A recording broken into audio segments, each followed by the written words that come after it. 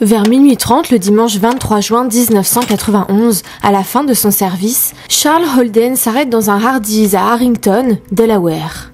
Il commande un hamburger et un café. C'est une soirée tout à fait ordinaire pour lui, jusqu'à ce qu'il quitte le restaurant. Il traverse le parking, remonte dans son pick-up. Alors qu'il commence à reculer, il remarque un inconnu qui se tient à la fenêtre du côté du conducteur. L'homme demande à Charles s'il peut le prendre en stop, mais Charles hésite. Il est tard, il est fatigué et il habite tout près. L'homme insiste et explique qu'il est dans une situation délicate, que sa sœur vient d'accoucher à l'hôpital Milford Memorial et qu'il doit absolument s'y rendre. Charles finit par céder, mais précise à l'homme qu'il ne l'emmène que sur une partie du chemin, n'habitant pas loin. Harrington est une petite ville, plutôt accueillante, il n'y a pas de quoi s'inquiéter. Charles roule un peu sur la route 14, puis atteint l'intersection avec Killen Pond Road, où il tourne normalement pour parcourir les 800 mètres restants jusqu'à chez lui. Mais il préfère se garer sur le bas-côté, soucieux que l'homme ne voit pas son domicile, puis déclare à son passager qu'il ne peut pas l'emmener plus loin. Malheureusement, l'homme se met en colère et refuse de descendre du véhicule. Charles s'excuse mais lui dit qu'il ne peut pas plus l'aider et qu'il doit sortir. Alors, sans crier gare, l'homme attaque. Il frappe Charles au visage et lui demande de l'argent et le camion. Pire encore, il ramasse un tournevis à ses pieds et menace Charles de le planter. Ce dernier prend ses clés et sort de sa voiture à toutes jambes, mais l'homme le poursuit. L'homme s'approche de lui, brandissant le tournevis et lui dit « Je vais te tuer, ici même ». Il exige à nouveau que Charles lui donne les clés du camion. Charles lui dit de se calmer et qu'il l'emmènera où il veut. Alors que l'homme et lui retournent au camion, il passe à l'action. Charles sprint, monte dans son véhicule, verrouille les portières et démarre en trombe. Il prend la direction opposée à son domicile, puis continue de conduire pendant environ 20 minutes en tournant en rond, espérant que l'homme soit parti. Quand Charles remonte enfin l'allée de son domicile, il vit dans une caravane dans le jardin de la maison de sa mère, Dorothy. Il aperçoit à nouveau l'autostoppeur, regardant par les fenêtres de sa caravane.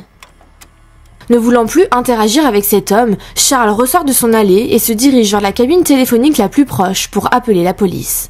À leur arrivée, les policiers découvrent qu'une fenêtre de la porte arrière a été brisée. Alarmé, Charles court à l'intérieur de la maison et appelle sa mère, en vain. Dorothy Donovan, 70 ans, est retrouvée morte sur son lit. Les enquêteurs décrivent la scène comme brutale, avec du sang partout sur les draps et des éclaboussures sur les murs. Elle a été poignardée à une vingtaine de reprises à la poitrine et au visage.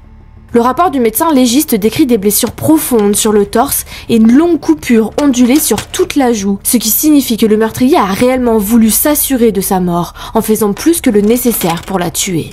Cela correspondrait à une personne ayant une relation étroite avec la victime. Le sac à main de Dorothy se trouve dans la chambre, intact, et rien n'a été volé dans la maison, ce qui exclut le cambriolage qui a mal tourné. Mais si rien n'a été volé, alors pourquoi a-t-elle été tuée ? Dorothy Donovan est décrite par sa famille comme une femme aimante et énergique qui aimait jardiner, fabriquer ses propres conserves, garder ses petits-enfants et aller à l'église. Elle était veuve à 2 reprises, avait 3 grands-enfants et 7 petits-enfants. Sa famille affirme qu'elle n'avait aucun ennemi connu. Ils vivent dans une communauté agricole très sûre où tout le monde se connaît. Charles déclare en voyant le corps de sa mère « Je n'arrive pas à croire qu'il l'ait tué. Je n'arrive pas à croire qu'il l'ait tué. » Puis il explique la situation. Il dit aux enquêteurs qu'il connaît l'homme qui errait devant la maison. Charles raconte tout ce qu'il s'est passé avec l'autostoppeur et avoue que l'homme a peut-être tué sa mère par vengeance. Mais la police ne croit pas à son histoire. Les détectives se demandent même si l'autostoppeur n'a jamais existé. Comment aurait-il bien pu savoir où habitait Charles ? Il y avait d'autres maisons dans le quartier.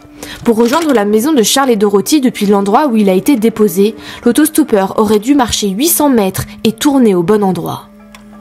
Et puis, quel serait le mobile ? On l'a vu, ce n'est pas le vol.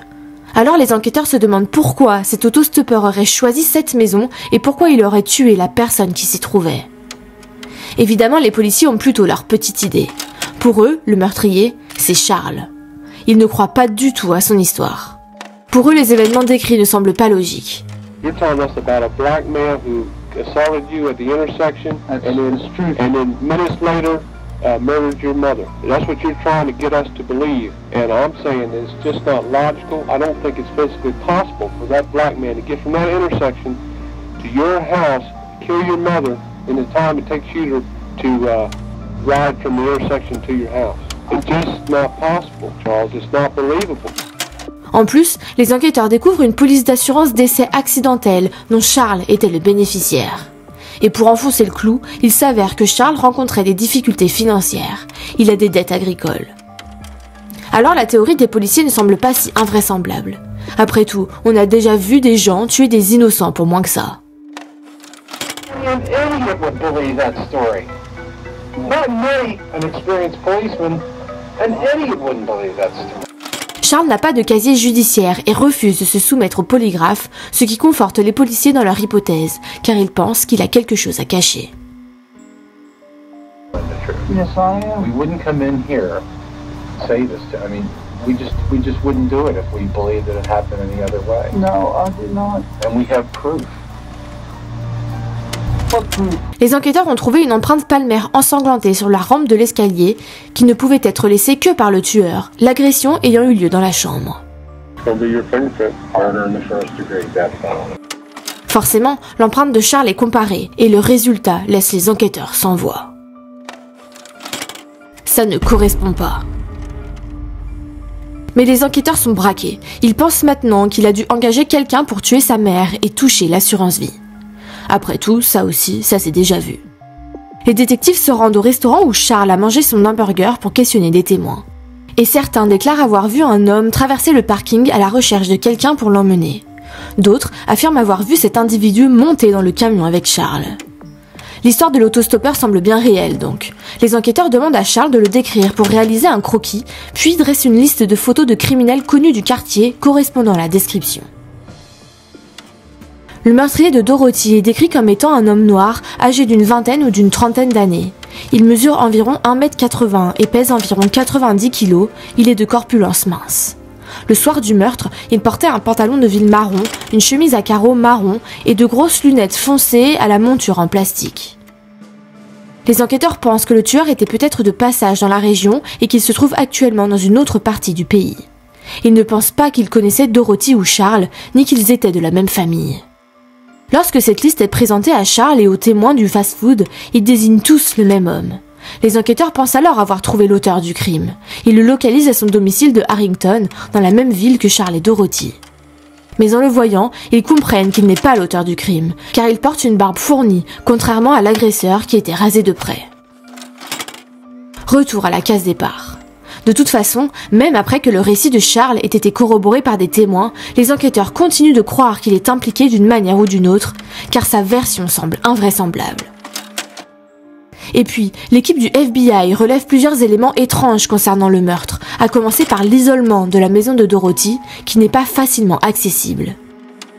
Ils trouvent également inhabituel qu'un étranger tente de s'introduire dans une maison, apparemment sans se soucier de réveiller les occupants ou de déranger un animal domestique. L'équipe conclut que le meurtrier de Dorothy la connaissait probablement. Enfin, la méthode utilisée pour le meurtre a également semblé étrange à l'équipe. Le tueur a manifesté beaucoup de colère, ce qui est inhabituel pour un étranger. Tout donc pointe son fils du doigt. Malheureusement, en l'absence de nouvelles pistes, l'affaire est classée sans suite. 15 ans plus tard, les détectives peuvent désormais accéder au CODIS, qui est notre FNAIG à nous. Lors de l'enquête, les détectives ont trouvé du sang sur l'interrupteur du salon qui ne provenait pas de la victime. D'après eux, ce serait plutôt le sang du tueur qui se serait coupé en brisant la vitre de la porte arrière. En novembre 2005, le FBI saisit l'ADN du meurtrier de Dorothy dans le système et obtient une correspondance. L'ADN coïncide avec celui du criminel de carrière Gilbert Cannon. De plus, la police détermine que Gilbert résidait dans le Delaware au moment du meurtre de Dorothy. La ressemblance entre les photos du casier judiciaire de Gilbert datant des années 90 et du portrait robot est frappante.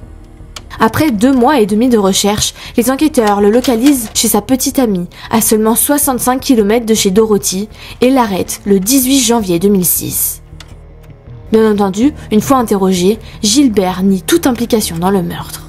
I'm not gonna sit here and say that I killed somebody or that I was even there. Well, Gilbert, one thing I can tell you is you were there. It's impossible for you not to be there, Gilbert. We're just telling you on tape, that is your DNA. No ifs, ands, or buts. It's no one else's. It's a perfect match. I don't know what you were doing back then. I have no idea. And we were actually hoping to sit down and try to get this resolved. Because Gilbert, you know. Like I said, I ain't killed nobody. That ain't even me. Pour s'assurer qu'ils avaient bien affaire à la bonne personne, les enquêteurs prennent l'empreinte de la paume de Gilbert pour la comparer à celle laissée sur la balustrade de la scène du crime. Et tout concorde, mais l'accusé continue de nier toute implication. Il est mis en garde à vue et après quelques heures, se décide enfin à parler. Basically, I went out. I mean, I don't know whether it's the drugs or what or whatever. Honestly, I mean, I don't have any reason to lie about it now. I didn't have to say this. Sure. Gilbert dit que la nuit du meurtre, il était sous l'emprise de cocaïne et qu'il en redemandait. C'est alors qu'il croisa Charles au fast-food. Charles accepta de raccompagner Gilbert, mais refusa de l'emmener jusqu'à Georgetown. Et c'est là que la bagarre éclata. Charles a finalement pu repartir avant que Gilbert ne puisse remonter dans le camion. Gilbert a dit qu'il avait continué à pied sur la route. Il est passé devant quelques maisons, tout éclairées. Il continua donc son chemin jusqu'à trouver la maison de Dorothy Donovan, éteinte. Il pensait qu'il n'y avait personne. Il cherchait un endroit où dormir. Dorothy fut réveillée par Gilbert brisant la vitre de la porte arrière. Elle arriva en haut des escaliers, persuadée de retrouver son fils, mais l'homme qu'elle aperçut en bas était Gilbert Cannon. Gilbert pensa que Dorothy pourrait l'identifier. Il la poursuivit alors qu'elle tentait de s'enfuir dans sa chambre. Gilbert a utilisé le tournevis récupéré dans le camion de Charles pour poignarder à mort la vieille dame. Les enquêteurs supposent qu'au moment où Charles s'engageait dans l'allée, Gilbert fuyait les lieux. Ce serait donc par hasard que Gilbert a choisi la maison de Dorothy. Il ignorait tout du lien entre Dorothy et Charles. Gilbert fut même choqué d'apprendre que Dorothy était la mère de Charles. C'est une coïncidence assez folle. Quelle était la probabilité pour qu'il tombe sur cette maison-là et pas une autre ? Le 27 avril 2007, Gilbert Cannon plaide coupable du meurtre au premier degré pour éviter la peine de mort et est condamné à la prison à vie sans possibilité de libération conditionnelle. La justice a été rendue. L'assassin de Dorothy a été puni et Charles a finalement été innocenté, plus de 15 ans après le crime.